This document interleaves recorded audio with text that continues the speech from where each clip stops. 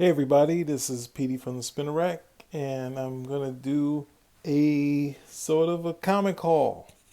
Now I have some comics that I got from Clockwork Comics that's in Union, New Jersey.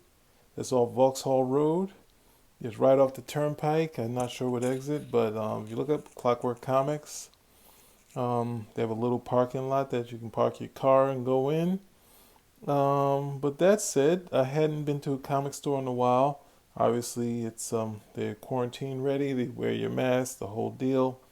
And bought I think I did a video before where I talked about Batman year, Zero Year, where I had that. I got that trade from them. I think I've got some. I think also the Batman Zero Year action figure from them. But today we're gonna go through some comics and one that I got as a present for my birthday. Right, that's definitely rolling. So we start on this haul. We have Batman Black and White 1. Another edition of Batman Black and White. This is is this a black label book? Doesn't look like it. It should be. But it's a black and white book. And this title obviously has some classic black and white work involving Batman. This one has a funky one, which has a Doctor Strange looking character. You have J.H. Williams III, who's done a lot of classic Batman stories. Some gorgeous stuff here. He's always good for a great story. And then we also have Andy Kubin and Paul Dini dealing with the Man Bat Assassins, the League of the Man Bat Assassins. That sort of wacky idea that Grant Morrison had. And what else? Emma Rios. It's all. This is a gorgeous series, and of course, telling you what's coming next, and of course, some nice pinups. Right. So that's one of my books that we got today. You also have Marvel. This was the original conception for the book Marvels, where it would be a bunch of short stories from the period, and this is a Marvel allowing Alex Ross to kind of do what he originally planned. So we have some stuff by Kurt Busiek, what's this one? Steve Darnell, Alex Ross. This little nightmare thing. So to really visualizing from the 8-page story that I guess an 8 or 5-page story that Stevie Ditko did, trying of using those effects and painting them. So you have a lot of gorgeous stuff here. You have Dan Buridan. He does a nice X-Men story.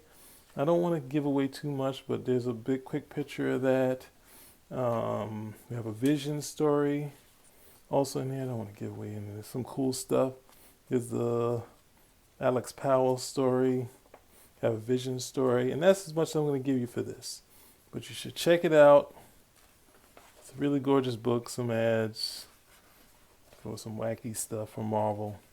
This is a rarity for me. I don't necessarily buy a lot of Marvel stuff.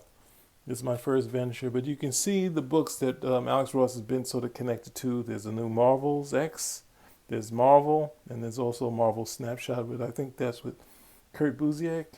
So definitely check this out, especially he has some cool stuff coming along, taking the period when the Image guys, before they left, some X-Force stuff. So you should check that out.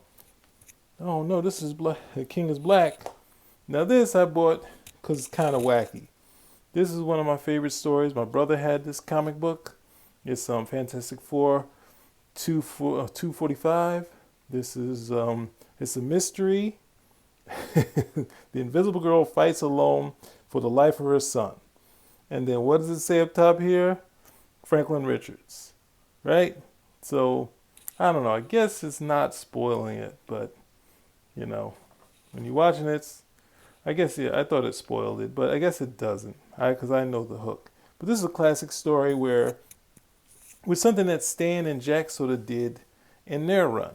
In their run, they pointed out that the readers, the Fantastic Four themselves pointed out the readers say to get rid of Sue Storm because she was kind of, I guess pointless to the thing. And they pointed out that, hey, without Sue, the FF would have been, been destroyed by Doom in issue 5. So this story is sort of, and they introduce, I think this is Sharon Selleck. I think she appears right here. And we have, so we have some classic stuff, some classic burn work, classic slipped in the origin here. We've always tried to find a way to put the origin into the story. And then using Sue's power in here. This is a classic one, because this is something you can't do anymore.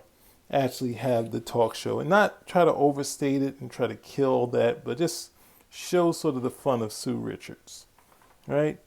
And then of course that happens, and she's kind of given this thing, and this sort of the good sort of mannerism, not trying to kill himself, trying to do so the Marvel sort of doing that, just keeping it subtle. And this one was a big surprise, and some nice effects that still work, the FF all knocked out, and this one was ultimately a surprise. So if you're buying this, I'm going to let you be surprised. Right? We're not talking about this one yet. That's the piece de resistance.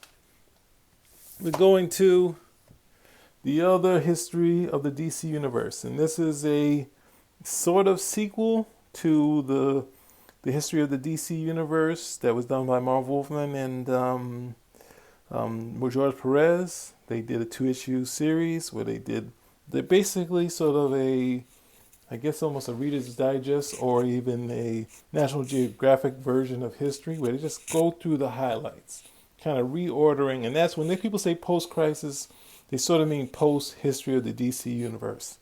And this is no different with John Ridley, writer extraordinaire from film. He's going through the history of Jefferson Pierce, who is Black Lightning. And it's a gorgeous book with some homages to some great stuff. So I haven't read this one yet, so I'm going to at some point read this, and maybe I'll do a review soon. But definitely check this one out.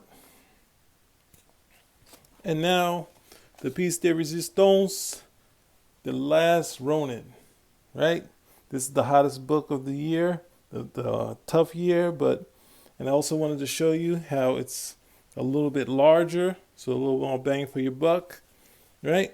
You have The Last Ronin by Eastman, Laird, Waltz, Escorza, and Delgado. This is obviously a turtle with all of the weapons, so it's a futuristic story, and in there we just have some cool turtle stuff. Just pure fun in sort of a Blade Runner type future. Some punk rock characters, and every future has some punk rock, adversaries in there, and future tech, and all this cool stuff, and fighting and whatnot. This is a classic book. It's just fun.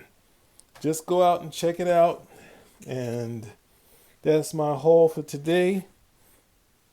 Hopefully I'll get out the comics or do some more comic reviews, but this is the book right here. It's actually, I did not get this one from, what was it? From the cool part about it, I'll do this last story and then I will exit.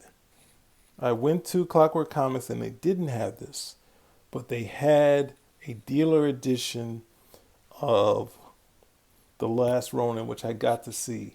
And I love those moments of getting to see something from behind the scenes. So Clockwork Comics allowed me to see a dealer edition, which he offered to sell.